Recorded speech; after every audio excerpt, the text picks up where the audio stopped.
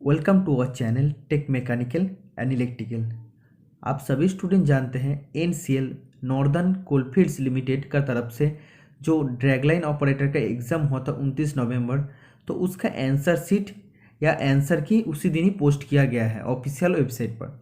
तो आप सभी स्टूडेंट वेबसाइट में जाके ये वाला पेपर को डाउनलोड कर सकते हैं। तो आंसर की का साथ आप लोगों को मिल जाएगा।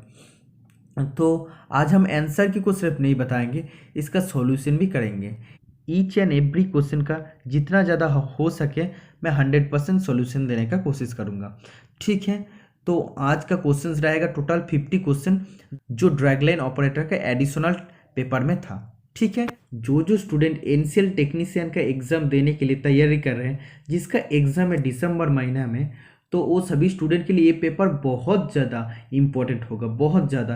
क्योंकि आप देख सकते हैं कितना इजी क्वेश्चंस एग्जाम में आया था, बहुत ही सिंपल क्वेश्चन पूछा गया था। तो ड्रैगलाइन ऑपरेटर मतलब कुछ क्वेश्चन डीजल मैकेनिक से भी पूछा गया था। तो डीजल मैकेनिक से इतना क्वेश्चन ईजी था कि हम ITI का स्टूडेंट है, मैं भी ITI का, आप लोग भी ITI, तो हमसे भी क्वेश्चन आया है। तो एक या दो क्वेश्चन छोड़कर बाकी बहुत ही नॉर्मल क्वेश्चन था। ठीक है, सिर्फ आपको समझना चाहिए था।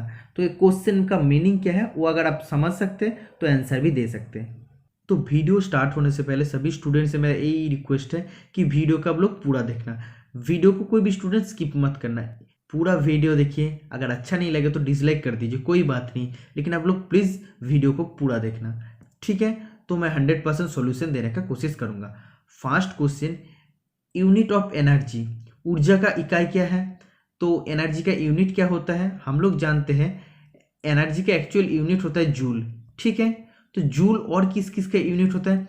जैसे हीट का ऐसा यूनिट होता है जूल।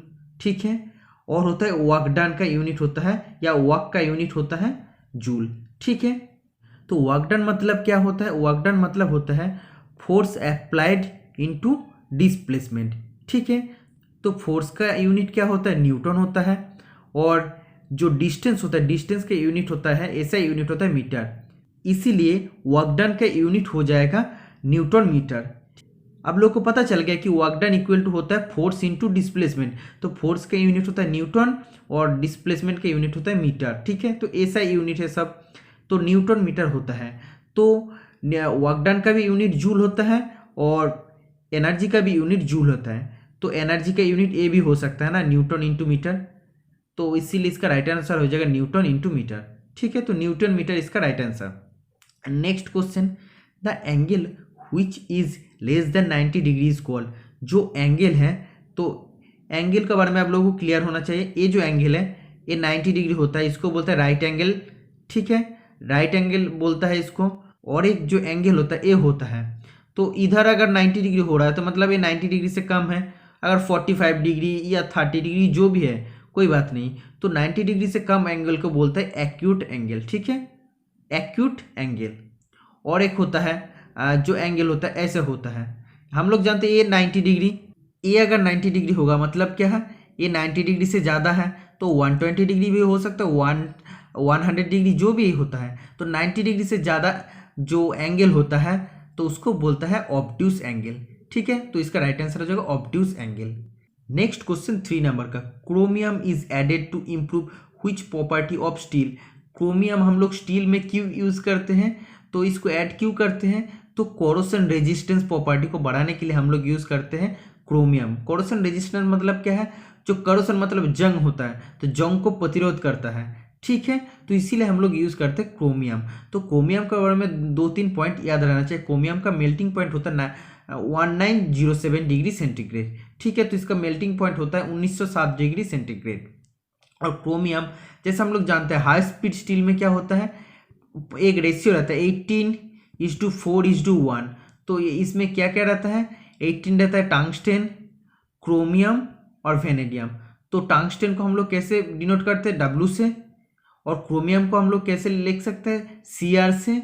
और वेनेडियम को हम लोग Va से डिनोट करते हैं। ठीक है, तो ये हो जाते हैं केमिकल फॉर्मूला, आप लोग को याद रहना चाहिए। तो ये एग्जाम में आ सकता है कि जो हाई स्पीड स्टील होता है उसमें कितना रेशियो, जो रेशियो होता है, तो ये रेशियो दे दिया, तो इसमें कौन सा रेशियो, कौन सा भाग क्रोमियम रहता है? तो क्रोमियम रहता है 4। ठीक है, तो ये आप लोग को याद रहना चाहिए। और क्या होता है क्रोमियम, जब भी हम लोग इलेक्ट्रोप्लेटिंग करते हैं ना, इलेक्ट्रोप्लेटिंग मतलब क्या है, इलेक्ट्रिक द्वारा हम लोग प्लेटिंग करते हैं। कोई भी मेटेलिक सरफेस का ऊपर इलेक्ट्रिक का मदद से और एक मेटेलिक सरफेस बनाने का जो प्रोसेस होता है उसको बोलता है इलेक्ट्रोप्लेटिंग। मतलब क्या है, कोई भी एक कंपोनेंट है तो कोई भी एक मेटल पार्ट का जो सरफेस है उसका ऊपर दूसरा एक मेटेलिक सरफेस हम लोग बनाते हैं, तो किसका मदद से, इलेक्ट्रिक का मदद से बनाते हैं। ठीक है, तो ये हम लोग इलेक्ट्रोप्लेटिंग करते क्यों, कोरोशन को रेजिस्टेंस करने के लिए, मतलब जो जंग होता है उसको रोध करने के लिए हम लोग इलेक्ट्रोप्लेटिंग करते हैं। ठीक है, तो इसीलिए क्रोमियम भी यूज होता है, कोरोशन रेजिस्टेंस के हिसाब में काम करता है। और अगर हम लोग बात करेंगे क्रोमियम जो स्टील होता है ना, क्रोमियम स्टील में क्या होता है, क्रोमियम स्टील में 30% तक ये क्रोमियम रहता है। ठीक है, तो ये बहुत ही इंपॉर्टेंट क्वेश्चन है, 3-4 पॉइंट आप लोग को याद रहना चाहिए। नेक्स्ट 4 नंबर का question, the quality control allows at the most 0.4% defective parts, how many defective parts can be allowed in the production of 500 parts. मतलब क्या बोल रहा है, अगर हम लोग 0.4% का मतलब क्या है, अगर 100 पार्ट्स बना रहा है तो उसमें क्या कितना डिफेक्टिव पार्ट्स है, 0.4। ठीक है, तो अगर हम लोग एक पार्ट्स बनाएंगे तो कितना डिफेक्टिव पार्ट्स होगा, 0.4/100। और अगर हम लोग 500 पार्ट्स बना रहे हैं तो उसमें कितना डिफेक्टिव पार्ट्स होगा, 0.4/100 इंटू 500। ठीक है, तो इसको काटने के बाद क्या हो जाएगा, 2 आंसर आ जाएगा। ठीक है, मतलब 100 में कितना डिफेक्टिव पार्ट्स था, 0.4, तो 500 में कितना होगा, 500 में होगा टोटल 2 पार्ट्स। तो 500 अगर हम लोगों को कोई भी कंपनी 500 पार्ट ऑर्डर किए हैं तो उसमें 2 पार्ट रिजेक्ट होगा, डिफेक्टिव होगा। ठीक है, नेक्स्ट क्वेश्चन बहुत ही सिंपल क्वेश्चन है, मैं 100% सोल्यूशन आप लोगों को दूंगा। तो अगर वीडियो अच्छा लगे तो चैनल को जरूर सब्सक्राइब करना, क्योंकि आप लोगों का सपोर्ट ही मेरे लिए सबसे ज़्यादा इंपॉर्टेंट है। आप लोग अगर सपोर्ट करते रहेंगे ऐसे ही, जैसे मेरा चैनल ना इतना आगे बढ़ गया है आप लोगों का सपोर्ट का वजह से, कि कोई भी वीडियो छाड़ते मेरा 200 व्यू या 300 व्यू होने में ज़्यादा टाइम नहीं लगता, एक दिन या हाफ दिन के अंदर ही हो जाता। ये सब कुछ हो रहा है आप सभी के लिए है, क्योंकि आप सभी स्टूडेंट मेरा वीडियो पसंद करते हैं, इसीलिए मैं उतना ही मेरे को मोटिवेशन आता है खुद का अंदर, और मैं जल्दी जल्दी आप लोगों के लिए वीडियो बनाता हूँ। ठीक है, तो मैं जो भी न्यूज़ आप लोगों को देता हूँ ना, ऑथेंटिक न्यूज़ आप लोगों को देता हूँ, कोई भी जॉब अपडेट्स की जो भी एक कार्ट ऑफ, मैं ऑथेंटिक आप लोगों को देने का कोशिश करता हूँ। ठीक है, नेक्स्ट क्वेश्चन 5 नंबर का, counter boring is done for. तो काउंटर बोरिंग हम लोग क्यों करते हैं, तो एकोमोडेटिंग सॉकेट हेड स्क्रू। ठीक है, तो जो सॉकेट हेड स्क्रू होता है ना, तो उसको एकोमोडेट मतलब सहायता करने के लिए हम लोग यूज़ करते हैं काउंटर बोरिंग टूल। ठीक है, तो काउंटर बोरिंग ऑपरेशन करते हैं, तो काउंटर बोरिंग ऑपरेशन किससे करते हैं, काउंटर बोर टूल से। तो काउंटर बोरिंग क्या होता है, जो प्रीवियसली होल होता है तो उसको फिर से एक निर्दिष्ट या डेफिनेट डेप्थ तक उसको एनलार्ज करने का प्रोसेस को बोलता है काउंटर बोरिंग। तो किसका मदद से करते हैं, काउंटर बोर टूल का मदद से। ये जो काउंटर बोर टूल होता है ये मल्टी पॉइंट कटिंग टूल होता है। ठीक है, तो ये आप लोग को याद रहना चाहिए। और ये जो टूल होता है ना काउंटर बोर टूल, तो ये क्या होता है, एक होल सोच लो, तो उसका फ्रंट उस होल को कॉन्सेंट्रिक रखने के लिए क्या करते हैं, तो काउंटर बोर टूल का सामने एक पायलट रहता है, तो पायलट क्या करता है, काउंटर बोर टूल को सही पोजीशन में कॉन्सेंट्रिक होल में कॉन्सेंट्रिक रहने में मदद करता है।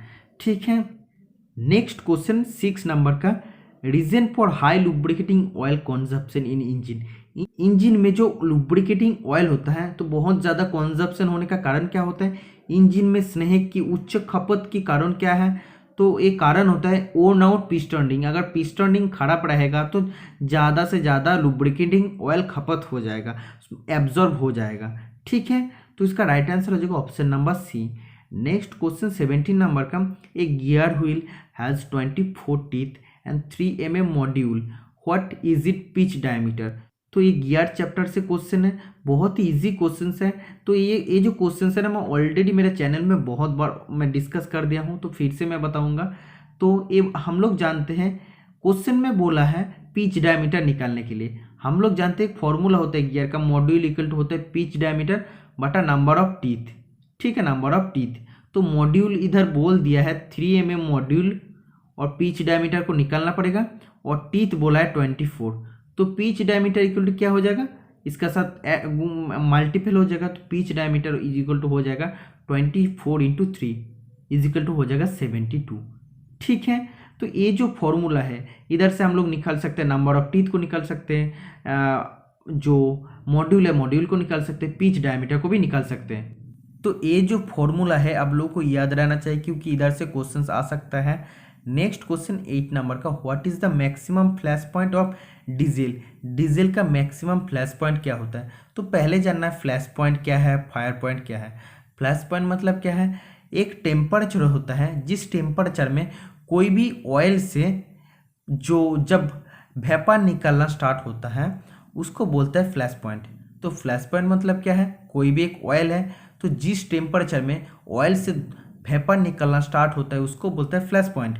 और होता है फायर पॉइंट। फायर पॉइंट मतलब क्या है? जिस टेम्परेचर में कोई भी ऑयल से आग लग जाता है और आग जलते रहता है कंटिन्यूअसली, उसको बोलते हैं फायर पॉइंट।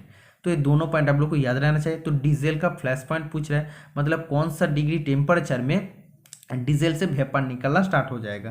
तो डीजल का फ्लैश पॉइंट होता है 100 डिग्री फ़ारेनहाइट। ठीक है, तो ये आप लोग को याद रहना चाहिए, बहुत ही इंपॉर्टेंट क्वेश्चन है। नेक्स्ट बोल रहा था grain size of a grinding wheel is indicated by numbers which range of grain size refer to as very fine. तो जो ग्रेन साइज होता है ना, तो डिपेंड करता है ग्रेन साइज के ऊपर कि वो व्हील रफनेस होगा या रफ ग्राइंडिंग व्हील होगा या स्मूथ ग्राइंडिंग व्हील होगा। तो इसका एक रेंज होता है। रेंज क्या होता है? तो ये जो रेंज होता है, रेंज पहले होता है राफ होता है 10 to 24 ग्रेन होता है। जो मीडियम होता है उसमें रहता है 30 to 60। और जो होता है फाइन में रहता है 80 to 180। और जो सुपर फाइन होता है ना या वेरी फाइन होता है वो होता है 220 से 600। ठीक है, तो इधर क्वेश्चन में क्या पूछा है? वेरी फाइन या सुपर फाइन। तो क्या हो जाएगा 220 × 600। तो 220 नहीं है, इधर थोड़ा सा डिफरेंस है, कोई बात नहीं।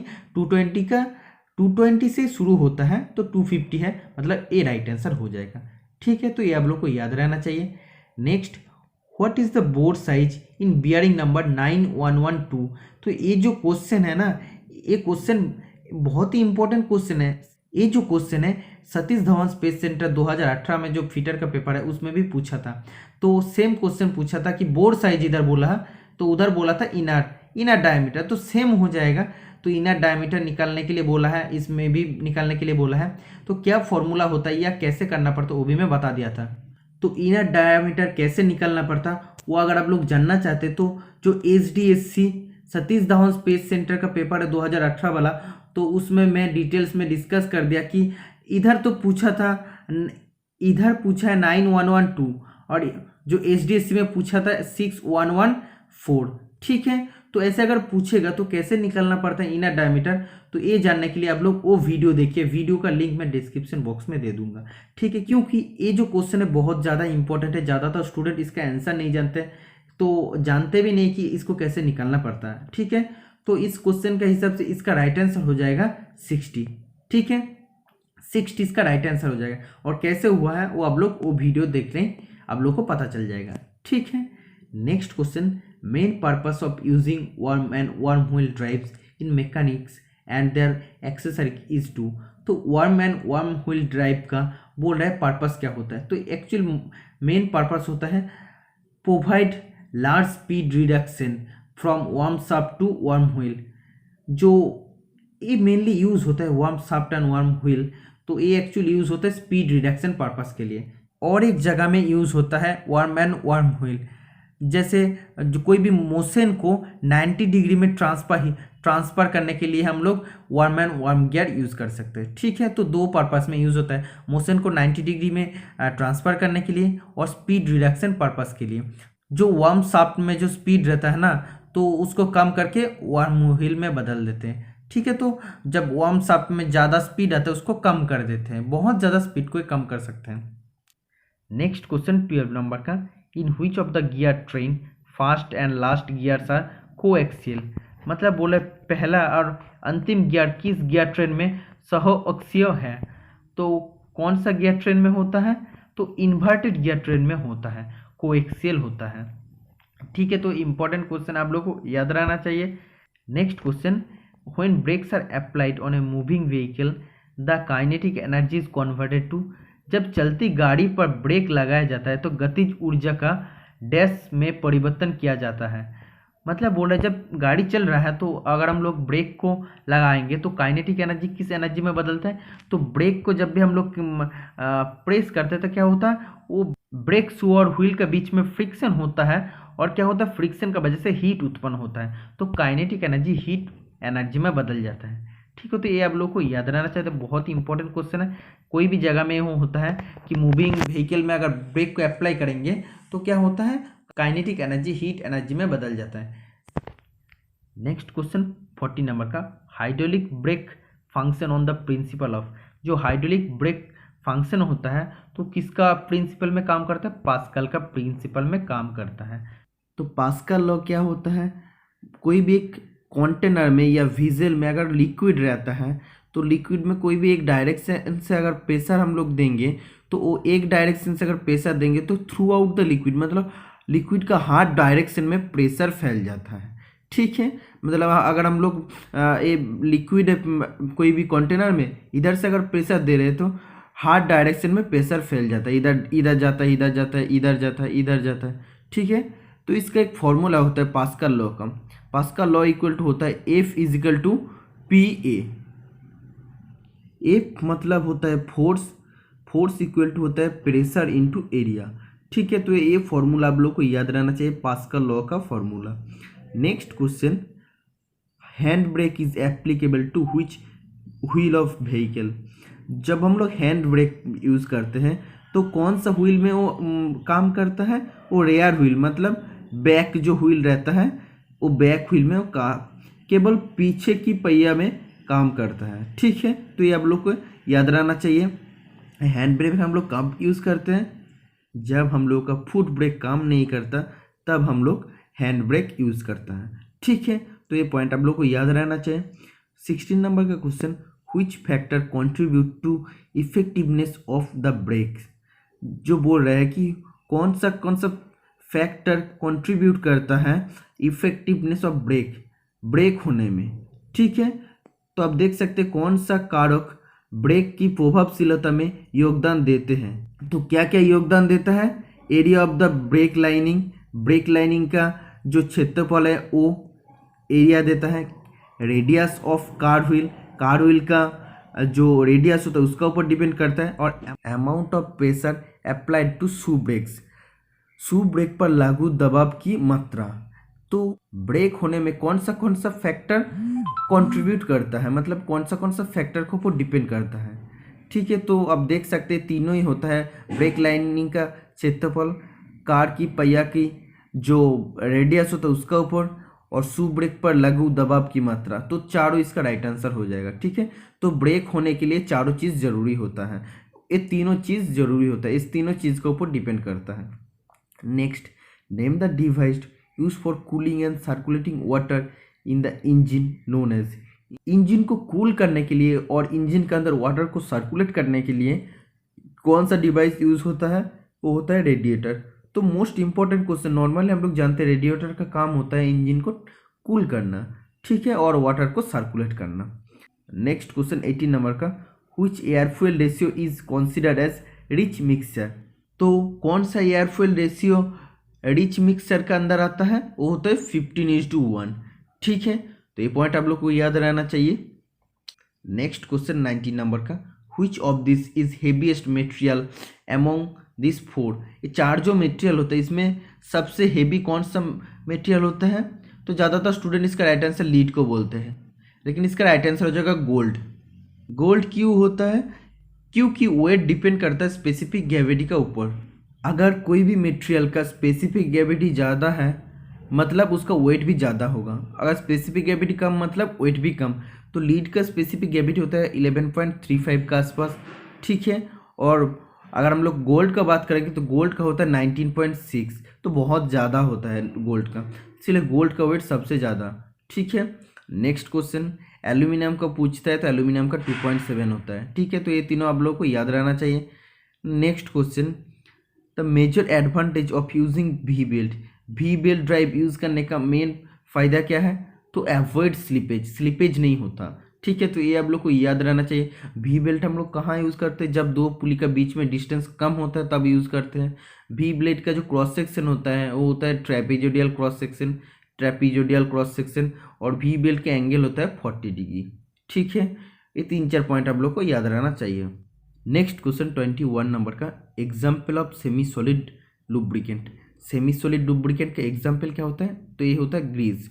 तो लुब्रिकेंट को 3 भागों में हम लोग बांटते हैं, जैसे सॉलिड होता है, और होता है सेमी सॉलिड, और होता है लिक्विड। सॉलिड होता है वॉक्स, वॉक्स होता है मोलिबोडिनम डाइसल्फाइड होता है, मोलिबोडिनम डाइसल्फाइड। एक क्वेश्चन आया था इसरो में कि कौन सा टाइप लुब्रिकेंट, तो हो जाएगा सॉलिड। सेमी सॉलिड होता है ग्रीस, और लिक्विड होता है जैसे वेजिटेबल ऑयल, लार्ड ऑयल होता है लिक्विड लुब्रिकेंट। ठीक है, तो ये पॉइंट आप लोग को याद रहना चाहिए। कुछ भी पूछ सकता है, सेमी सॉलिड, सॉलिड लुब्रिकेंट पूछ सकता है, तो मैं बता दिया इन 3-4 पॉइंट के अंदर ही आता है।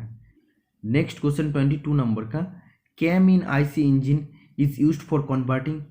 जो आईसी इंजन का इंटरनल कॉम्बसन, आईसी इंजन मतलब इंटरनल कॉम्बसन इंजन का जो कैम होता है, कैम क्या काम करता है, रोटरी मोशन को रेसिप्रोकेटिंग मोशन में बदलता है।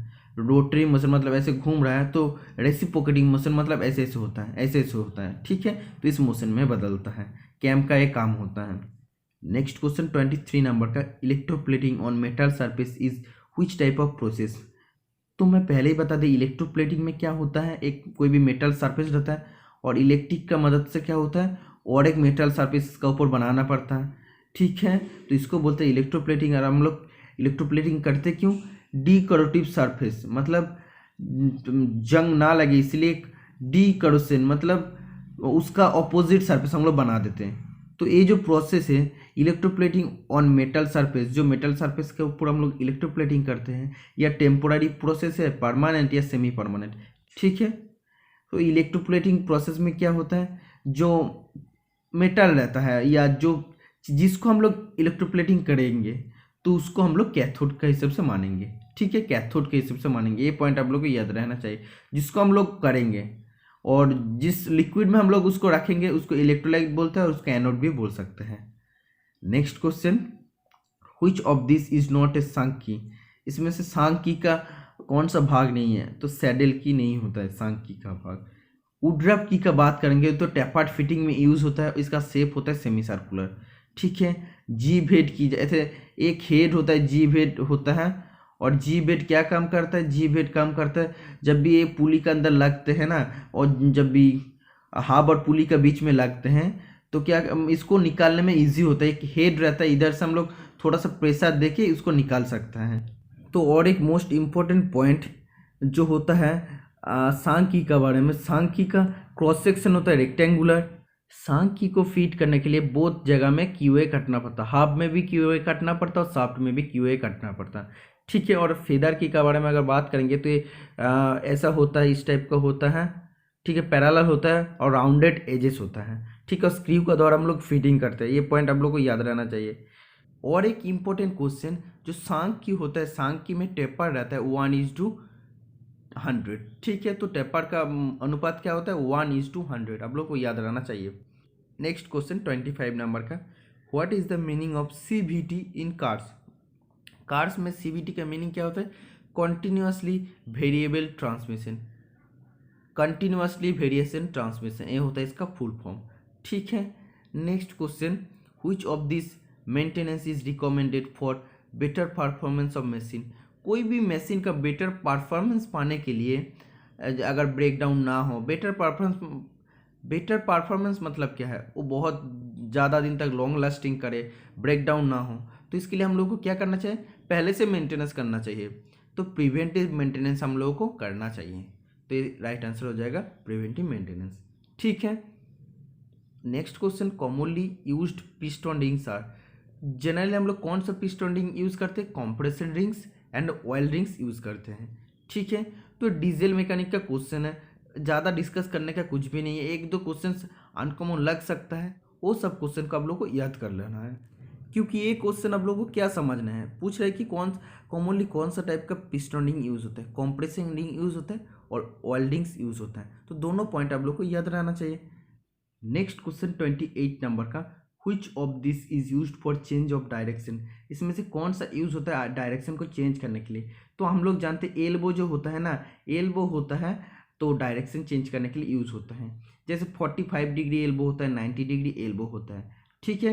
ये क्या करता है, डायरेक्शन को चेंज करता है। पाइपलाइन में यूज होता है, डायरेक्शन को चेंज कर देते हैं। तो लॉन्ग रेडियस एल्बो भी होता है, शॉर्ट रेडियस एल्बो भी होता है, ठीक है। लॉन्ग रेडियस एल्बो क्या होता है, लॉन्ग रेडियस एल्बो का जो रेडियस होता है ना, वो बोर साइज का 1.5 गुण होता है, ठीक है। और जो शॉर्ट रेडियस एल्बो होता है उसका रेडियस बोर साइज का इक्वल होता है, ठीक है।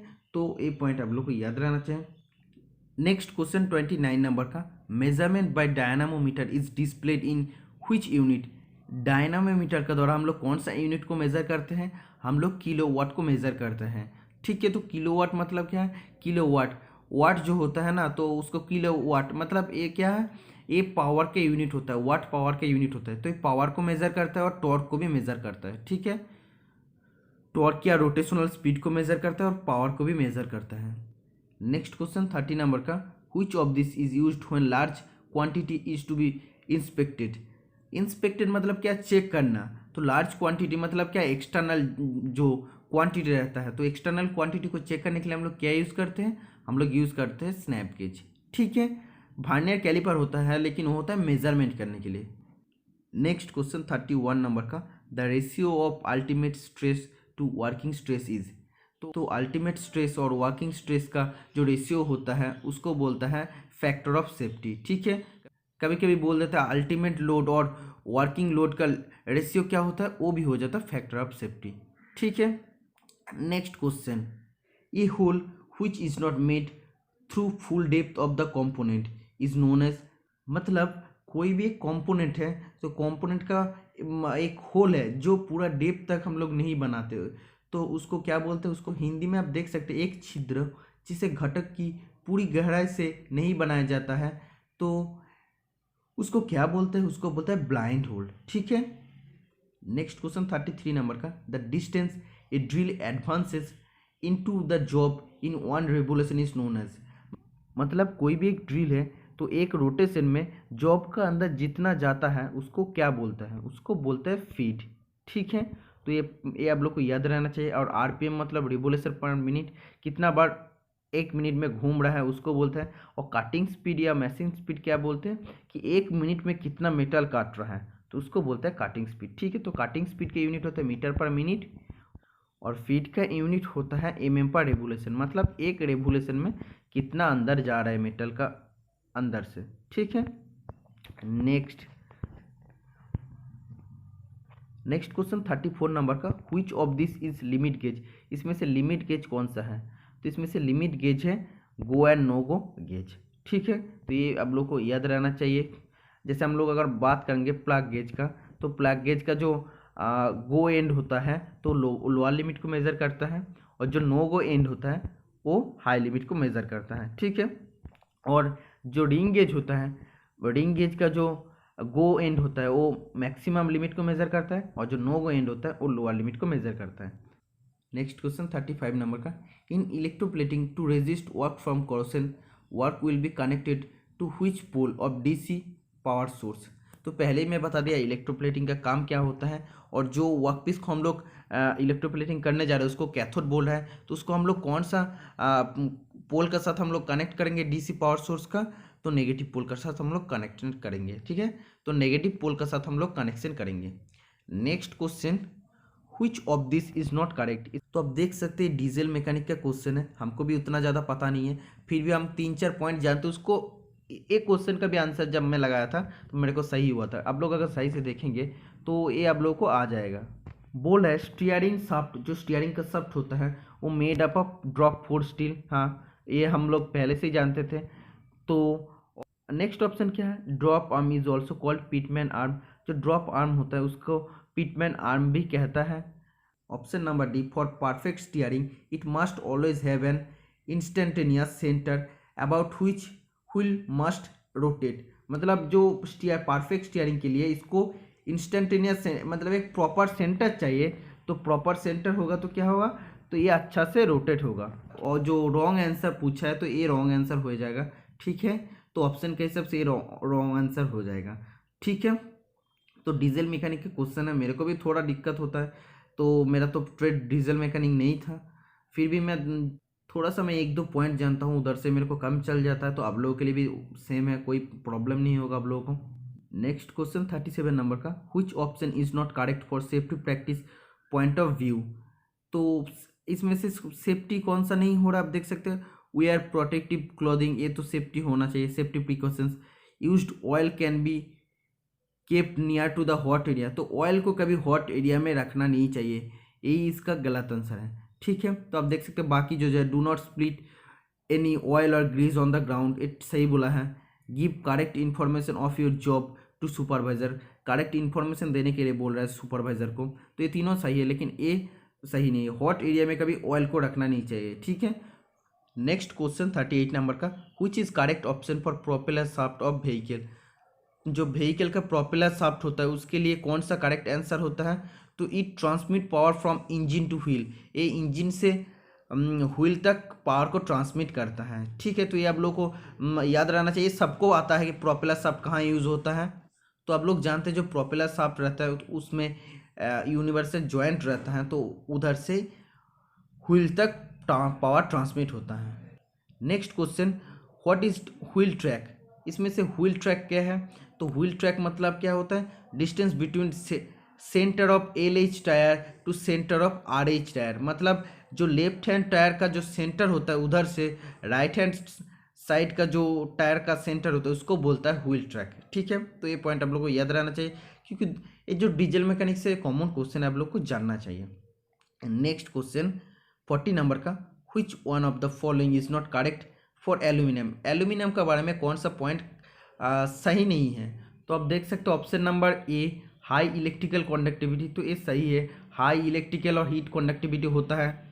लाइट इन वेट, वेट में भी लाइट होता है, इसीलिए हम लोग एयरक्राफ्ट और फैब्रिकेशन पर्पस में यूज़ करते हैं। हाई डक्टिलिटी भी होता है, इसीलिए तार बनाते हैं एल्यूमिनियम वायर, तो इसीलिए इसका राइट आंसर हो जाएगा लो थर्मल कंडक्टिविटी। लो थर्मल कंडक्टिविटी इसका नहीं होता है।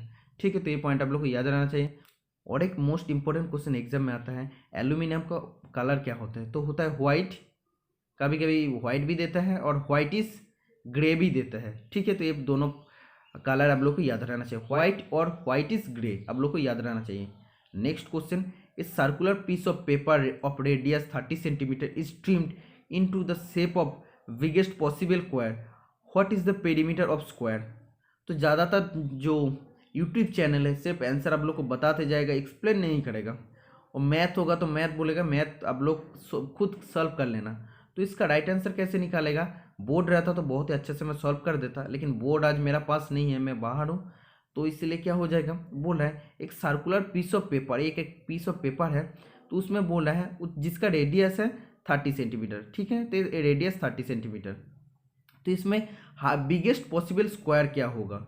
ठीक है, और उस स्क्वायर का पेरीमीटर क्या होगा, तो आप देख सकते हैं ऐसे अगर बिगेस्ट पॉसिबल स्क्वायर को हम लोग ड्रॉ करेंगे, स्क्वायर बन गया। ठीक है, ये बिगेस्ट पॉसिबल स्क्वायर बन गया, तो हम लोग देख सकते हैं ये सेंटर पॉइंट है, इधर से इधर इसको क्या बोलते हैं, रेडियस बोलते हैं, और इधर से इसको क्या बोलते हैं, टोटल डायमीटर बोलता है। ठीक है, तो रेडियस क्या बोला है, रेडियस 30 बोला है, तो डायमीटर क्या हो जाएगा, 60 हो जाएगा।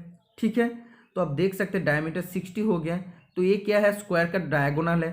ठीक है, तो डायगोनल इक्वल टू 60, तो हम लोग जानते हैं स्क्वायर का डायगोनल का फॉर्मूला होता है √2 into a is equal to 60। ठीक है, तो ए मतलब साइड है, तो ए इज इक्वल टू क्या हो जाएगा, 60 बटा √2। ठीक है, तो नेक्स्ट लाइन में क्या हो जाएगा, 60,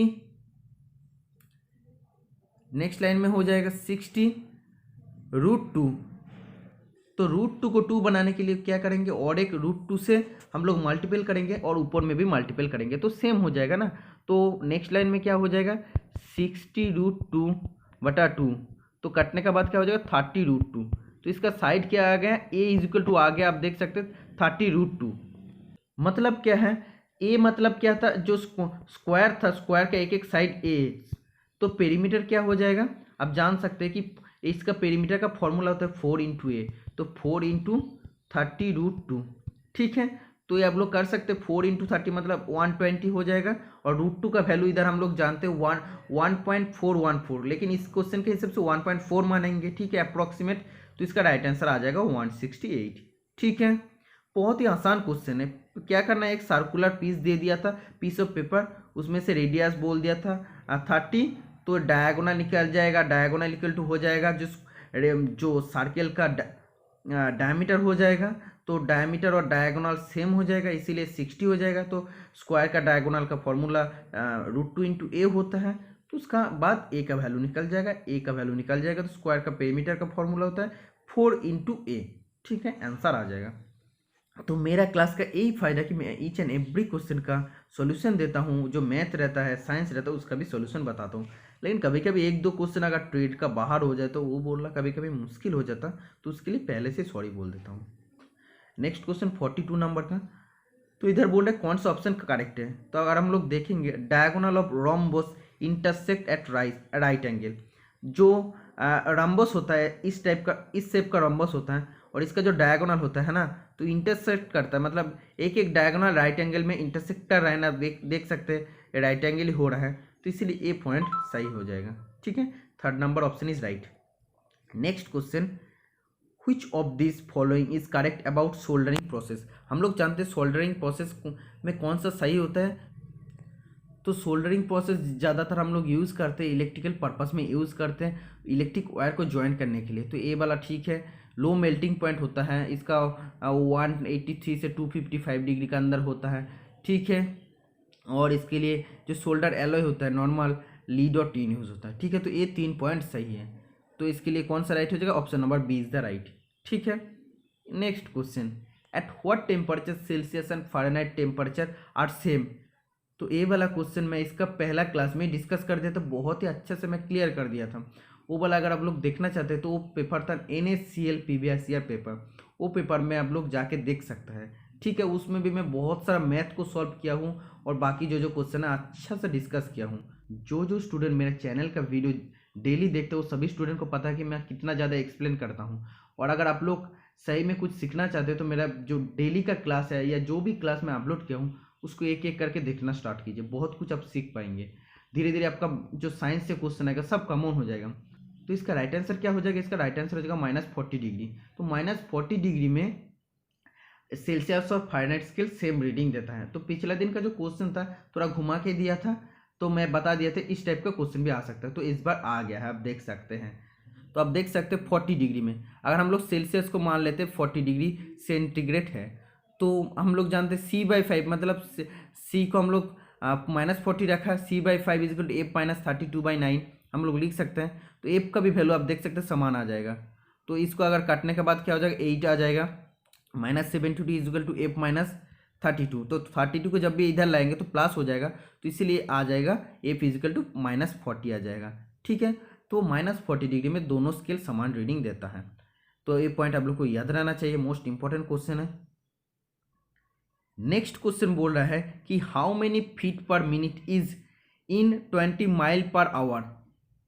20 माइल पर आवर में कितना फीट पर मिनट होता है। एक तो ये क्वेश्चन यूनिट चैप्टर का है, तो एक पॉइंट होता है जो आप लोग को याद रहना चाहिए, 1 mile per hour is equal to होता है 87.995 फीट पर मिनट। ठीक है, तो क्वेश्चन में पूछ रहे 20 mile per hour is equal to क्या हो जाएगा, तो 20 के साथ 87.995 इंटू 20 हो जाएगा, तब इसका राइट आंसर आ जाएगा 1760।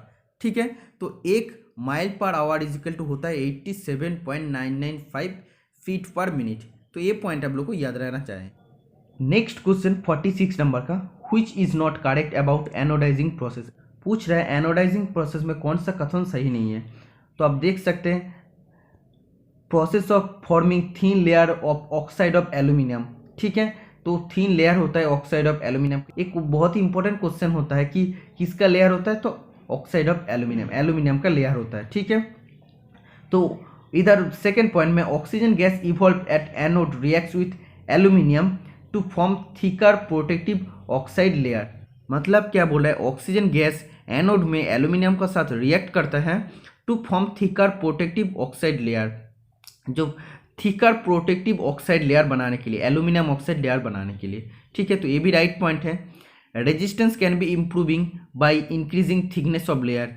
तो रेजिस्टेंस उतना ही इंक्रीज होगा कि उतना ही करोशन रेजिस्टेंस होगा जब हम लोग जो थिकनेस ऑफ लेयर, मतलब लेयर का थिकनेस जितना बढ़ाएंगे, लेयर का थिकनेस जितना बढ़ाएंगे तो करोशन रेजिस्टेंस प्रॉपर्टी उतना ही बढ़ेगा। ठीक है, तो इधर क्या बोल रहा है ऑप्शन नंबर डी में, resistance is not related to thickness of layer. तो ये वाला ऑप्शन सही नहीं है। ठीक है, तो इसीलिए जो राइट आंसर हो जाएगा, तो बोला है कौन सा सही नहीं है, तो इसीलिए इसका राइट आंसर हो जाएगा ऑप्शन नंबर डी। ठीक है, तो रेजिस्टेंस डिपेंड करता है इंक्रीजिंग थिकनेस ऑफ लेयर का थिकनेस का ऊपर। ठीक है, नेक्स्ट क्वेश्चन 47 नंबर का, which option is correct for function of tyre. Tyre का कार्य के लिए कौन सा विकल्प सही है। तो tyre should create minimum noise. हाँ, टायर मिनिमम नॉइज क्रिएट करता है। Tubeless tyre are better for balancing wheel. Tubeless tyre balancing wheel के लिए बेटर होता है, ये भी सही है। Slow leakage of air during puncture in tubeless tyre. जब ट्यूबलेस टायर में लीकेज होता है तो धीरे धीरे हवा कमता है। तो ऑप्शन नंबर डी क्या बोल रहे हैं, tyres does reduce vibration to some extent. मतलब बोल रहा है कि जितना ज़्यादा हो सके टायर वाइब्रेशन को कम करता है। तो चारों पॉइंट सही है कि टायर वाइब्रेशन को कम भी करता है, और ट्यूबलेस टायर में स्लो लीकेज ऑफ एयर होता है पंक्चर का टाइम, और ट्यूबलेस टायर व्हील का बहुत अच्छा से बैलेंसिंग करता है, और ये जितना ज़्यादा हो सके नॉइज़ को कम करता है। इसलिए चारों सही है, इसलिए इसका डी आंसर राइट हो जाएगा। Next question, what is the function of jeep crane. Jeep crane का फंक्शन क्या होता है, it moves and transport object from one place to another. Jeep crane move होता है और ऑब्जेक्ट को एक प्लेस से दूसरा प्लेस में लेके जाता है। जीप क्रेन से मोस्ट इंपॉर्टेंट क्वेश्चन आता है, जीप क्रेन हॉरिजॉन्टली जॉब को लेके जाता है या वर्टिकली। तो हॉरिजॉन्टली जॉब को मूव करता है। ठीक है, और एक प्लेस से दूसरा प्लेस में लेके जाता है। तो ये पॉइंट आप लोग को याद रहना चाहिए। और जीप क्रेन हम लोग चलाते कैसे, एक इलेक्ट्रिक पावर सोर्स से हम लोग जीप क्रेन को ऑपरेट करते हैं। ठीक है, नेक्स्ट क्वेश्चन 49 नंबर का, feature of anti lock braking system.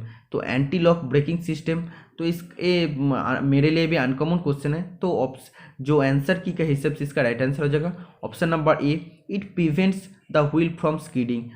Wheel को स्कीडिंग होने से बचाता है, रोध करता है।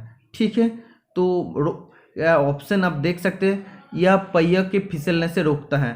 जो व्हील रहता है, पहिया रहता है, उसको फिसलने से रोकता है। ठीक है, तो एंटी लॉकिंग ब्रेकिंग सिस्टम का यही काम होता है। नेक्स्ट क्वेश्चन 50 नंबर का इज द लास्ट क्वेश्चन। तो क्वेश्चन में क्या बोल रहा है, if the ratio of area to perimeter of regular hexagon is 1.732। जो हेक्सागन होता है उसका एरिया और पेरीमीटर का ratio 1.732। What is the perimeter of that hexagon. Hexagon का पेरीमीटर क्या हो जाएगा। तो ये जो क्वेश्चन है, पहले जानना है हेक्सागन का एरिया का फॉर्मूला क्या है और पेरीमीटर का फॉर्मूला क्या है। तो पहले देखना है हेक्सागन कैसा है। इस टाइप का हेक्सागन है, तो अगर हम लोग ड्रॉ करेंगे तो टोटल 6 इक्विलेटरल ट्रायंगल बनता है, समबाहु त्रिभुज बनता है। तो एक हेक्सागन में 6 इक्विलेटरल ट्रायंगल बनता है।